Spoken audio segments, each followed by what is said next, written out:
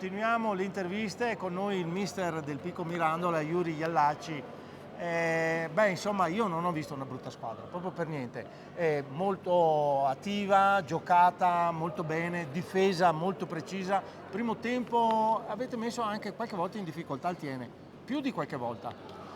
E quello, probabilmente uno dei nostri problemi è che abbiamo una squadra che è praticamente tutta esordiente in A2, tolto Siberiani e De Tommaso, gli altri sono tutti esordienti e quindi secondo me non abbiamo ancora fatto mentalmente, nonostante già abbastanza partite, il passaggio mentale da una Serie B a una Serie 2, Certo. che non è una cosa così semplice.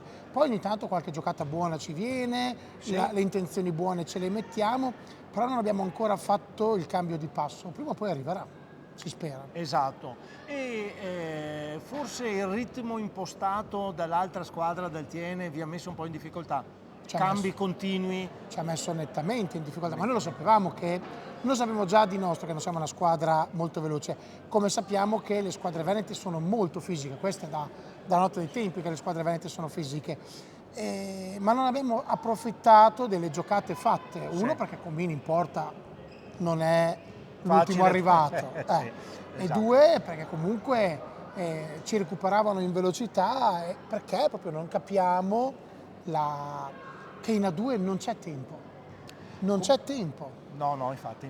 È diventato un hockey Questo è molto importante. veloce, Sì. non l'hanno ancora capito. Però avete un asse che è il portiere, il capitano e De Tommaso, nel quale bisogna lavorare per tenerlo sempre molto attivo, questo asse. Di esperienza anche, si è vista moltissimo l'esperienza in campo di questi tre elementi. Il problema è che io arrivo purtroppo a usarli più del dovuto e alla fine della partita non ne hanno più.